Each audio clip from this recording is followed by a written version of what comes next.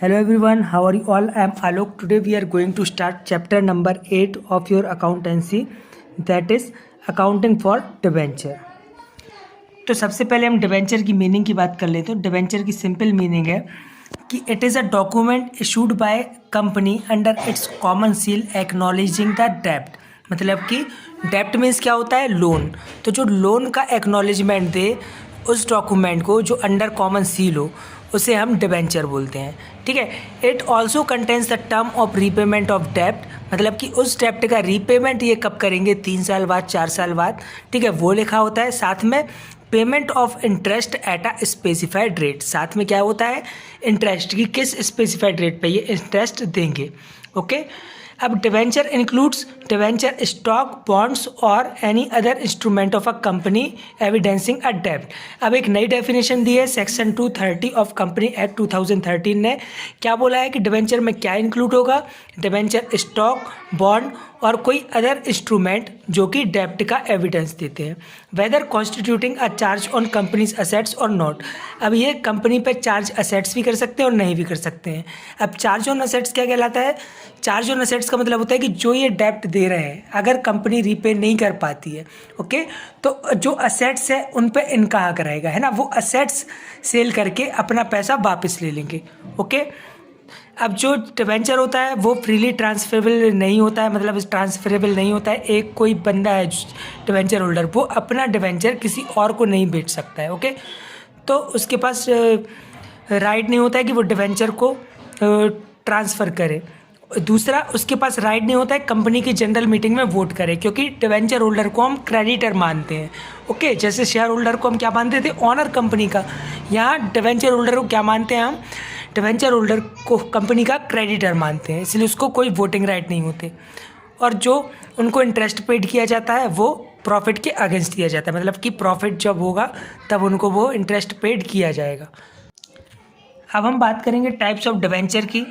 तो पहले हम कन्वर्टेबिलिटी के पॉइंट ऑफ व्यू से देखेंगे। ठीक है, कि मतलब कि जो डिवेंचर हैं वो कन्वर्टेबल हैं या नहीं है। तो सबसे पहले होते हैं कन्वर्टेबल डिवेंचर। तो कन्वर्टेबल डिवेंचर वो डिवेंचर होते हैं जिनको हम इक्विटी शेयर में कन्वर्ट कर सकें एक पीरियड ऑफ टाइम के बाद। ओके। तो सिंपल है, कन्वर्टेबल डिवेंचर कौन से होते हैं? जिन्हें इक्विटी शेयर में कन्वर्ट किया जा सके एक टाइम पीरियड के बाद। दूसरे होते हैं इसका टाइप पार्शियली कन्वर्टेबल डिवेंचर। ठीक है, इसके अंदर ही होता है ये कन्वर्टेबल डिवेंचर के। इसका मीनिंग होता है कि ऐसे डिवेंचर, मान लो कि एक शेयर होल्डर के पास 5000 डिवेंचर हैं, तो 2500 डिवेंचर है वो इक्विटी शेयर में कन्वर्ट हो जाए, बाकी का वो रीपेमेंट करते हैं। तो ये कहलाते हैं पार्शियली कन्वर्टेबल डिवेंचर। फिर सेकंड टाइप होता है fully convertible debenture. Fully convertible debenture में क्या होता है कि सारे के सारे डिवेंचर जो हैं वो हम इक्विटी शेयर में कन्वर्ट कर देंगे। ओके। अब इसमें एक टाइप होता है नॉन कन्वर्टेबल डिवेंचर, जिन्हें हम इक्विटी शेयर्स में कन्वर्ट ना कर सकें। ओके। इनको सिर्फ रिडम्पशन किया जाएगा, मतलब इनका रीपेमेंट किया जाएगा, ये कभी कन्वर्ट नहीं होंगे इक्विटी शेयर में। अब on the basis of security 2 types के डिवेंचर होते हैं। फर्स्ट होता है सिक्योर डिवेंचर।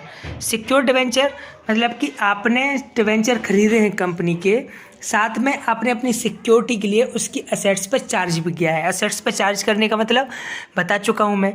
जैसे कि अगर वो रीपेमेंट नहीं कर पाती है कंपनी, तो आप अगर डिवेंचर होल्डर हैं तो आपको उसकी असेट्स से बेच के जो पैसा मिलेगा उस पर पहला हक आपका है।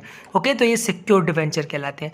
अनसिक्योर डिवेंचर में अगर डिफ़ॉल्ट करती है कंपनी तो आपका कोई चार्ज नहीं है। ठीक है, तो असेट्स पे कोई चार्ज नहीं है, तो असेट्स को बेच के आपको पैसा नहीं दिया जाएगा। ये कहलाते हैं अनसिक्योर्ड डिवेंचर।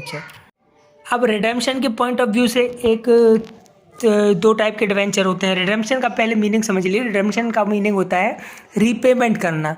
जो डिवेंचर सामने शेयर होल्डर ने खरीदे हैं और आपको पैसा दिया है, तो अब उस पैसे को आपको वापस करना है, तो वो कहलाता है रिडेम्पशन। ओके। तो रिडेम्पशन के पॉइंट ऑफ व्यू से 2 टाइप के रिडेम्पशन होते हैं। एक होता है रिडीमेबल डिवेंचर, एक होता है इररिडीमेबल और परपेचुअल डिवेंचर। ठीक है, रिडीमेबल डिवेंचर वो होंगे जिनका एक टाइम पीरियड के बाद हम रीपेमेंट कर देंगे इस डिवेंचर होल्डर को। ओके। तो वो कहलाते हैं रिडीमेबल डिवेंचर। इररिडीमेबल डिवेंचर और परपेचुअल डिवेंचर वो कहलाते हैं कि जिन डिवेंचर होल्डर को हमें रीपेमेंट करना ही नहीं है। ओके, उनने एक बार डिवेंचर खरीद लिया, आपको पैसा दे दिया, अब वो लाइफ टाइम उस पर इंटरेस्ट लेते रहेंगे, लेकिन उनको रीपेमेंट हमें कभी नहीं करना पड़ेगा जब तक कंपनी वाइंड अप नहीं हो जाती। ओके, तो ये कहलाते हैं इररिडीमेबल डिवेंचर। अब यहाँ पे डिफरेंस भी है कि शेयर और डिवेंचर में क्या डिफरेंस होता है। तो पहला बेसिस है ऑनरशिप का। तो जैसे पहले बता चुका हूँ, शेयर होल्डर जो है वो कंपनी के ऑनर कहलाते हैं, लेकिन जो डिवेंचर होल्डर है वो कंपनी के लेंडर या फिर क्रेडिटर कहलाते हैं। फॉर्म ऑफ रिटर्न, अब शेयर होल्डर्स को हम क्या पे करते हैं, उनको डिविडेंड पे करते हैं, जबकि डिवेंचर होल्डर को हम इंटरेस्ट पे करते हैं। थर्ड बेसिस है सिक्योरिटी का। तो शेयर जो है वो नॉट सिक्योर्ड है, क्योंकि इनका रिडम्पशन तो होता ही नहीं है, आपको पता होगा, है ना। लास्ट क्वेश्चन जो चैप्टर पढ़ा है उसमें रिडम्पशन ऑफ शेयर हमने कहीं नहीं पढ़ा, तो इनको हम रीपेमेंट नहीं करते। जब कंपनी डूबेगी तो शेयर होल्डर भी डूबेंगे, जबकि डिवेंचर सिक्योर्ड रहते हैं, है ना। सिक्योर्ड डिवेंचर हमने पढ़ा है ना, तो चार्ज ऑन असेट्स रहता है, इनको हमें जो है रीपेमेंट करना ही पड़ेगा। अगर नहीं कर पाए तो असेट्स बेच के इनका पहले पेमेंट किया जाएगा। फिर अब वोटिंग राइट की बात, तो अब शेयर होल्डर कंपनी के ऑनर कहलाते हैं, तो इनको वोटिंग राइट भी मिलेगा कंपनी के डिसीजंस को लेके, जबकि डिवेंचर होल्डर्स के पास कोई राइट नहीं होता। रिस्क के बेसिस पे बात करें तो जो डिवेंचर है, डिवेंचर के कंपैरिजन में शेयर ज़्यादा रिस्की होते हैं, क्योंकि कंपनी डूबेगी तो शेयर होल्डर भी डूबेंगे, जबकि डिवेंचर रिस्क फ्री होते हैं, कंपनी भले डूब जाए आपका पैसा आपको वापस दिया जाएगा।